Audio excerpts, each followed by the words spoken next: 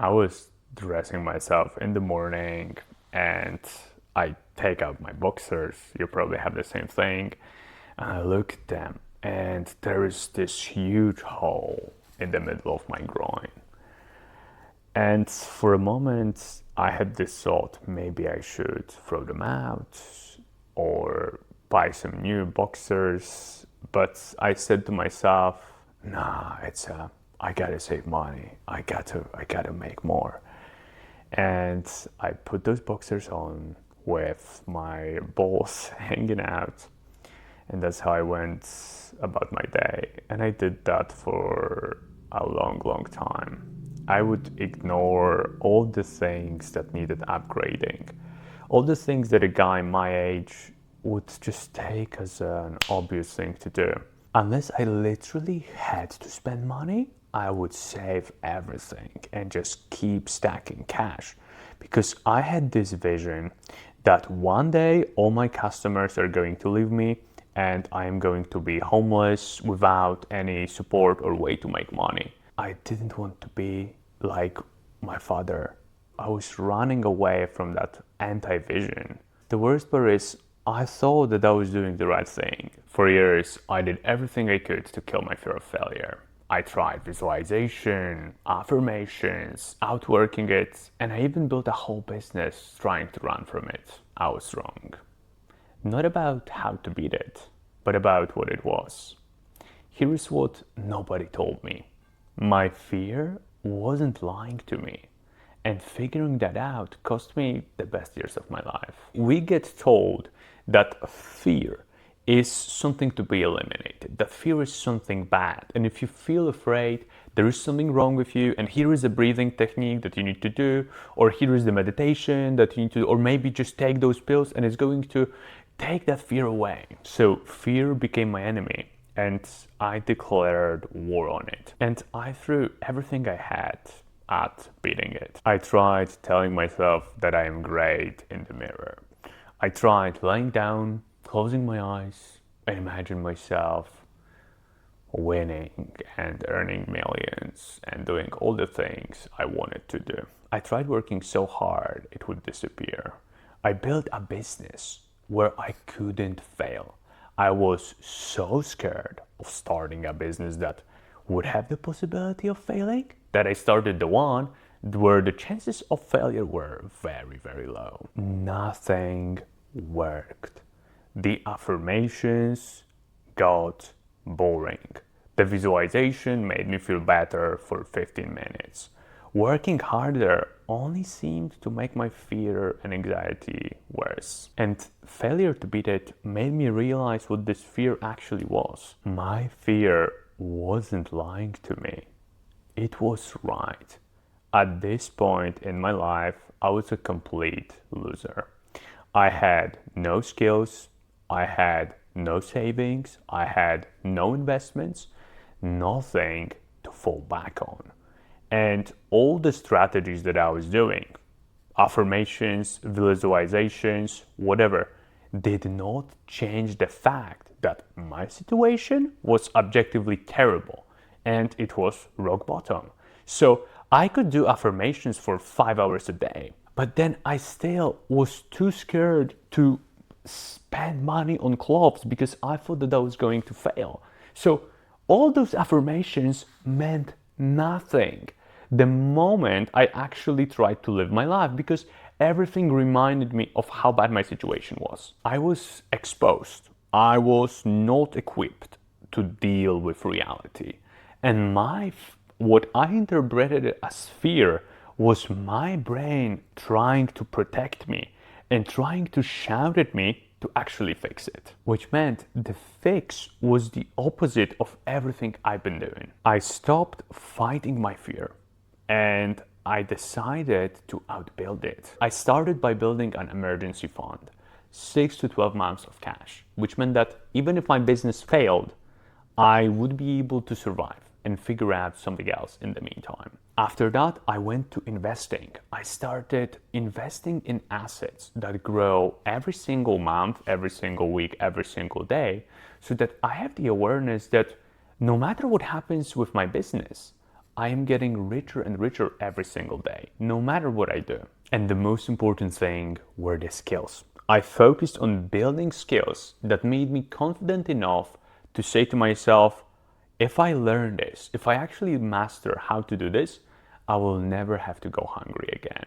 And even if I fail, I will always have that get out of jail free card, that I can always go zero at the beginning and come back. I called it my FU fund, my arsenal of freedom. I wanted to have things that I could fall back on in case that I failed. And what's so funny is that after building all those things and putting those points on the board, the fear actually shrank because the danger shrank. I became more capable. I became better equipped to actually deal with my life and deal with the situation at hand. But I'd be lying if I told you that the fear completely disappeared. It didn't completely vanish. It just got quieter. It's still there. I still hear those thoughts. But because I have got so many things that I can fall back on that make me feel confident, I can face that fear head on and build my life in a way that I was incapable of before. Because before I was playing not to lose, and right now I am playing to win. And I view fear as my advantage, as my edge, as something that reminds me that if I get complacent and I start losing all those things, I will come back right where I started. So that voice, I learned not to get scared of it, not to try to eliminate it, but to actually cherish it, because I understand that my edge, my ability to outperform other people around me comes exactly from that voice. And that's exactly why I tell you to never get rid of your fear. There is a scene in Dark Knight Rises where he got beat up by Bane and he breaks his spine. And he's in that cave, in this prison. And eventually he starts working out. He wants to save Gotham because Bane has him watching how they are destroying Gotham. The prison is a cave. It's like this huge hole in the ground. So he has to climb out of there. And the legend is that no one actually ever climbed out of there. What happens is Bruce starts working out and he tries to get out of prison. So he's running and he has a rope around him. He's running, tries to jump, falls, the rope catches him. Boom. We see that again. He runs, tries, and he has the rope again, catches him. And he's sitting there frustrated. And there is this old man. And this old man says to him, "You're not afraid of death. And that's why you're never going to get out of here. Because that fear is what motivates you to push with all your power.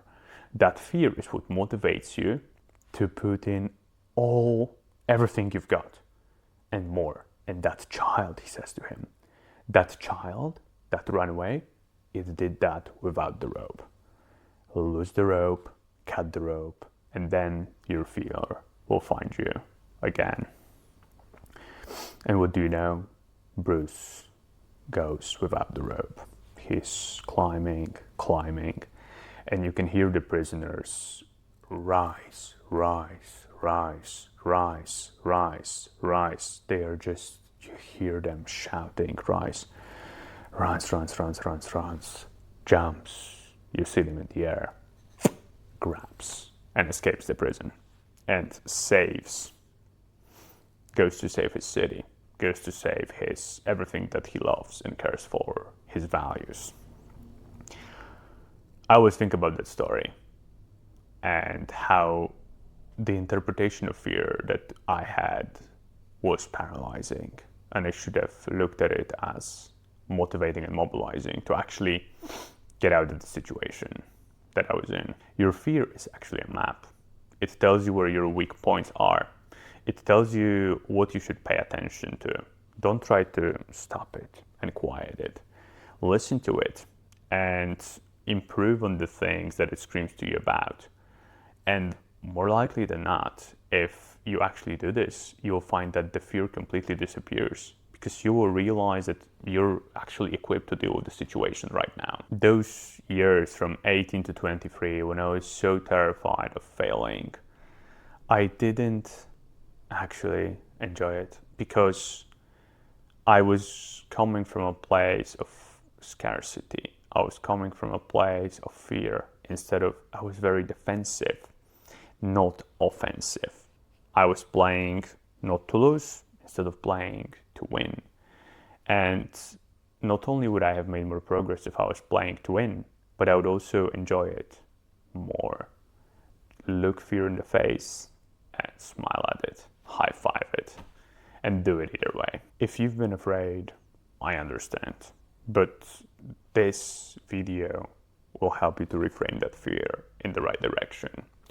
And if you want more lessons like that I wish I had when I was younger, this is exactly what I'm documenting in this channel. So if that sounds interesting to you, subscribe and see you in the next one.